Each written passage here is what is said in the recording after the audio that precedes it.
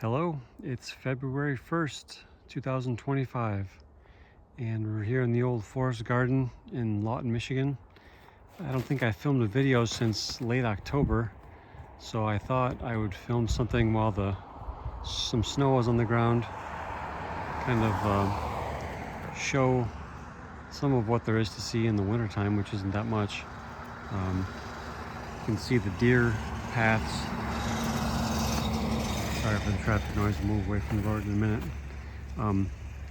Over there, you can see the deer have really been hammering these arborvitae. I did spray these things with the deer and rabbit repellent. I was a little late in getting to that, but it did kind of work. It does usually work pretty well, but maybe they're ravenous this year because it's been a fairly cold winter like we haven't had in a while. So there may be less browse than what they're used to having. So you can see some major deer paths here and there, and maybe some rabbit paths. The snow situation, we've had a few feet of snow over the winter. We've had it melt off a couple times. It's been a pretty good amount of snow, but not an insane amount. It's been fairly cold. We were down seven or 8 below a week or so ago, and I'm a little worried that I did not come out with my bucket of diluted latex paint and paint the trunks of a bunch of my trees to keep them from getting what they call southwest injury, which some of my trees get pretty badly, especially apple trees, and I can show you that here in a second. So yeah, we're just going to do kind of a quick walk because it's pretty cold. It's maybe mid-20s and feels like less than that. And my face is kind of numb. I did a quick walk through. I haven't really been to the garden in a while. So I hadn't really taken account of the situation here to see what was going on. If you look at these apple trees, these bigger ones, you'll see like that black gunk over there, and then up higher there's some damage too. This one doesn't have it as badly. This one has it pretty badly.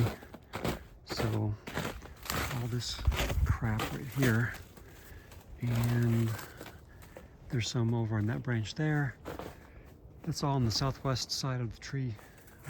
And so what happens, long story short, is that in the wintertime, if you get a nice sunny day, the sun hits that bark and it warms up the bark enough to kind of get the sap moving, and the sap moves, and then it gets really cold at nighttime and it freezes that sap, and the sap bursts the tissue, and so then you get all this kind of fissuring of the bark and damages the tree. It's not great, and it happens repeatedly on some species. It seems like apples are the worst affected here, although I've seen it on pawpaws and maybe persimmons. So what to show here, you can see some snow melt or kind of rain shadow effects with some of these larger evergreens, where not as much snow gets to the ground, so it doesn't build up in the same way. So I'm not sure if that's and then here's the south side of a building. You've got kind of reflected warmth or something there. But this kind of in-between moment of when the snow's half melted can show you some things about, where you might have a warmer microclimate, or might have something else going on that gives you a little bit warmer spot or colder spot. Now, for instance, up here, I've got a spot where I don't know how many decades ago, the Welch's factory next door tunneled underneath my property, and they've got a drain pipe thing that comes out over there. And so sometimes you can see there's sort of, non-frozen, sometimes warm water flowing through that pipe and underground, and it's probably 10 feet down. I don't know how deep the thing is. But anyway, that warms up the ground sufficiently. So here's a spot where it's going underneath. Now you can't see it as pronounced here, but it kind of goes over this way. And so sometimes you'll see a pretty clear path where that little warm microclimate is, just from that melting of the snow from that groundwater or drain pipe. So we'll, like I said, do a pretty quick walkthrough today. I don't want to stop and linger too much. I haven't seen a lot of new deer rubbing.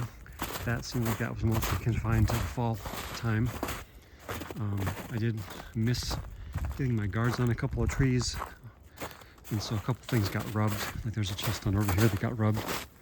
Where the water table's at right now, you can see it's maybe a couple feet below the ground, so it's higher than it has been some other times. And some more deer activity here. Some pretty well-worn deer paths in places. And I haven't seen, you know, this, like I said, this snowfall's not very fresh. We got a little bit of snow last night, just a kind of an inch or a dusting, which kind of put a cap on some things, but you can see a lot of that's already melted off. But I can show you here in the wintertime some things you can see better. You can see chestnut blight better, and this is a newer happening, I think. So there used to be a row of, I think they're red pines here along the sort of property line, and looks like the top of one snapped off. It must be fairly recently, and here it is hanging in the trees, but it's dripping, excuse me, dripping a sap or something, and it's like half frozen. Looks like piss. And there it is in the ground. So even though that's kind of a dead, rotten looking old treetop, it's still leaking sap, which is kind of interesting to me. So as we go over here, this is one of my chestnut areas. Some deer activity. Thank goodness there's not much blight on that tree, which is my prize, the timber chestnut. But this chinkapin has quite a bit of blight. And you can see it's pretty nasty down there, and then there's some resprouting that's happening because of that. Try not to blind you here with whipping the camera around. But that tree over there, that's just a Chinese type from Oikos. That's got a little, looks like a little blight at the bottom. This chinkapin looks pretty good so far. You know, a little bit of cracking maybe near the bottom. We'll keep an eye on that. I have been planting more seedlings from these chinkapins to supplement what I've got, and also in case one or both of those die, give me some backup.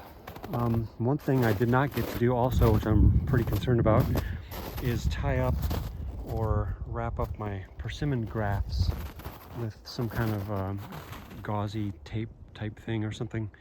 The grafts are a little sensitive in the first winter or two to failing if they get too cold, and so fingers crossed that I did not just squander a couple years worth of grafting and cyanwood and waiting only to lose these things to a winter cold spell because I didn't take the precautions I should have.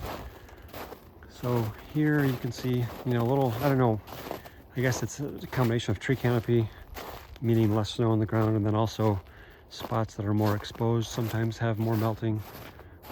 Underneath evergreen here again, red cedar, you've got not much snow hitting the ground. This apple here is a candidate for problems with southwest injury because it's got a bare spot here, which I pruned off a major branch, and it's healing it over, hopefully.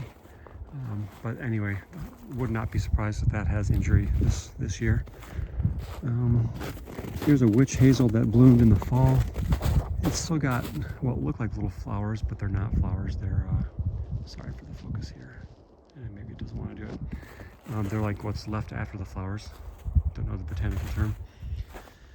So I'm not going to make too long of a walk of this because my hands are about froze off. But yeah, just kind of a glance at what the back 40 here is looking like.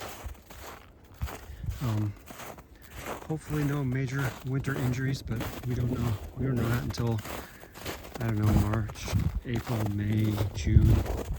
Once things start leafing out and we're past the chances of frost, then that's when we really know. Here's a white pine with quite a little bare spot underneath it. That's the time that we know. Here's a little deer fertilizer in the middle of the road where I don't really need it. But that could be moved aside if you wanted to. This pine Mundor's oak kept all of its leaves for the winter, which is interesting. Not sure. Maybe as it gets older it'll do less of that. Little white pine seedling I did not plant, that just came on its own. And let's see, another oak over here, another oikos oak that has kept all of its leaves, and the tag is gone. I really should remember these names by now. I've only walked past them 1,000 times, but that one I'm blanking on at the moment, so I'll have to look that up. This one is the Bergamble oak, and this is the most precocious and probably the fastest growing of any of them. And that doesn't have more than a few leaves on it, so that's interesting. Quite a bit of activity back here by these newer chestnuts that I've planted, which I figured there would be. Some little spruces and firs and pines back here. Some of these I planted, some of them have just come in on their own. I think I planted this white pine here.